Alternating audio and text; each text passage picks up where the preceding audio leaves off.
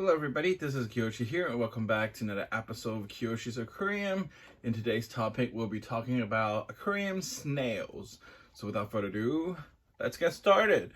I do recommend snails for nano aquariums in general.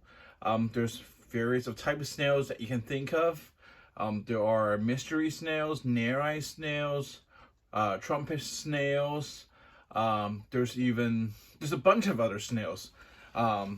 They come in different sizes, colors, shapes, that you name it. I know there are people who hate snails because there are a lot of snails that do reproduce in your aquariums, and sooner or later they can get out of control.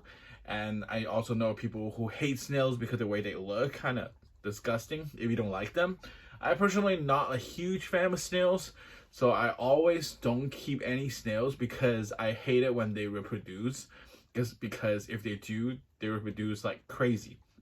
So if you're like me, not a huge fan of snails and do not like snails, just keep producing more and more baby snails, here is what I recommend: the Nerite snails.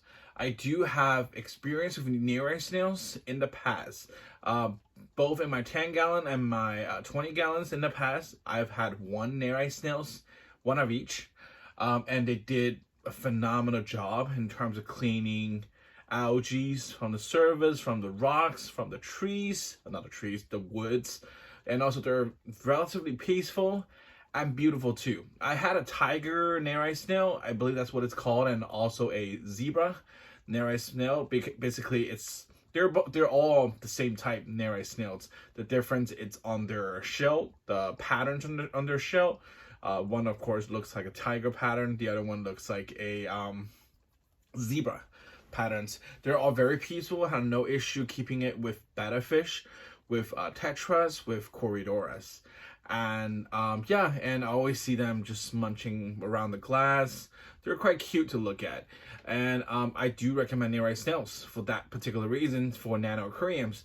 They're very low demand, and as long as you have a fully cycled tank with enough algae in a tank. Of course, if you have a tank that's been fully cycled, kind of aged, there must be some, algae here or there, no matter how clean you try to keep it.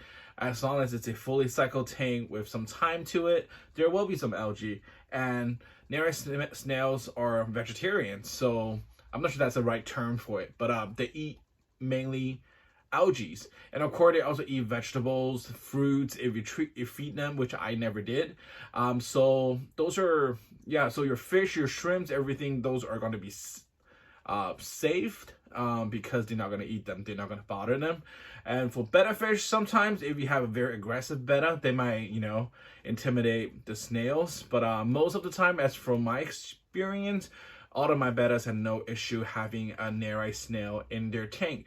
The best part about it is they're beautiful, and you can keep one Nerite snail per 5-gallon. Or, of course, depending on your algae level, if your algae is really, really bad, you may be able to keep 2 snails in a 5-gallon aquarium. But just be cautious. Don't put too much to it, because if there's no food for them to eat, if there's not enough algae for them to clean, they're gonna starve unless you supplement them with, let's say algae waivers, food that are specific to snails or bottom feeders in general. Hopefully you have, bottom feeders like placodes, shrimp, stuff like that. Then you can, feed while you're feeding them. The snails can also, enjoy some of those sinking food, which is very crucial because you do want to make sure they have enough calciums in their diets, so their shells can stay hard and healthy. Otherwise, the shell will start to melt and decay, and there are going to be holes here and there. Eventually, they will die. If you're doing they're very low maintenance and they're very low demand. So as long as everything's cool, like your tank is cycled, I see no problem raising them to their maximum age. All my experience, I don't have a lot of Nerite snails in my life. I have 2 Nerite snails in the past. Both lived more than 2 years. I think one lived almost close to 3 years. Yeah, they live just peacefully. People have been saying that Nerite snails are escapers. If you have a topless tank, then be careful. They may, one day, they might just escape from your aquarium and ended up dead the next morning because lack of water. So I do recommend a lid. No matter what, have a lid would definitely benefit you, and make sure your pet snail stay alive inside the aquarium. Yeah, and then here's a story. I recently got a Nerite snail, which is called the horned Nerite snail. It's my first time getting the horned Nerite snail, which I never planned it. I never planned to introduce any snail to this aquarium, unless my algae kind of go out of control. Now, look at my Coriodoras. They're munching on the food, which I just dropped maybe 20 minutes ago, and I think it's all gone already, but they're still munching. Yeah, for some reason, the pygmies that I have are so outgoing. They're not camera shy. But my betta is, as you can see from the background there, the betta is all the way back there flaring at the glass. But most of the time when I'm filming this, he's usually hiding. He's usually not in the camera, anywhere near the camera that can capture. But yeah, as you can see, he's right there in the back behind that Java farm. Anyways, back to the snails. So I introduced a horned Nerite snail to this nano tank. They're also called the Bumblebee snail or the bee-horn snail in general. They're basically the same thing. They're all Nerite snails. Both this one or the tiger snails or the zebra snail, they're all the same thing. It's just that they have different shapes, they have different colors, they have different patterns. For horned Nerite snails, like its name, they have two amazing horns. Those horns are not hard horns, so do be careful. The horns do get damaged if you have aggressive fish in the tank. And also, horned Nerite snails or the bee-horn snails stays relatively small. I think they don't grow anywhere bigger than 1 inch. Usually they're around 0.7 inches to 1 inch when they're fully grown.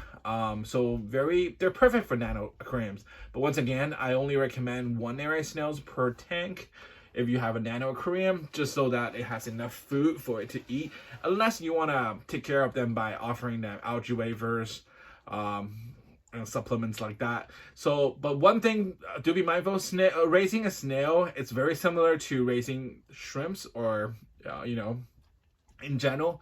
Make sure on their supplements, on their diet, there is enough calciums. They need it to grow, they need it to stay healthy, and they need it to stay alive. Other than that, yeah, you're gonna find your Nerite snail enjoying algae throughout your tank. Even you don't see them, there must be algae somewhere on the glass, on the plants, on the rocks. And let me show you where my Nerite is.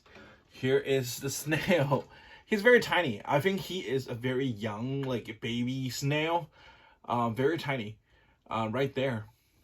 He just traveled all the way from the rocks to there, as you can see. Yep, very cool. Anyways, yeah, long story short, I was not planning to introduce snails this soon yet. I was planning to wait a bit longer until I have more algae, in the tank. And the reason is I recently bought a plant, an aquatic plant, which is currently in a quarantine tank. I quarantine all of my aquatic plant that I purchased because I don't want snails in my aquarium. So by quarantine it for like 7 days to 14 days, you can guarantee snail free. If there's any snails, you will know, and you can start treating it, washing it, getting rid of those snails. Or if there's any other living creatures that comes with the plant, for example this particular snail, exactly, that is the story. I got a plant, I put it in the quarantine tank. The second day, I noticed there is a snail on it. So yeah, I mean, both pro and con. I was not planning to introduce a snail this soon, But at the same time, I'm glad. It's a free snail, come on. If you buy a bee-horn snail, they cost anywhere from maybe $4 to $5. Hey, it's a bargain, right? And eventually I need to introduce a snail anyway. I always wanted to include at least one Nerite snails, because like I said, they're all unique, very beautiful, and also they don't reproduce in freshwater aquariums. So you don't have to worry about, one day you wake up, your tank just multiplied with tons of snails. That would not be the case with Nerite snails. They even if by any chance you ended up with a female Nerite snail, they might lay eggs, but however, the eggs will never be able to hatch in fresh water. They need brackish water to hatch. So that's like 100% guaranteeing you. If you put one Nerite snail in your tank, you'll end up with one snail. If you put two, it will end up with two. They will not multiply.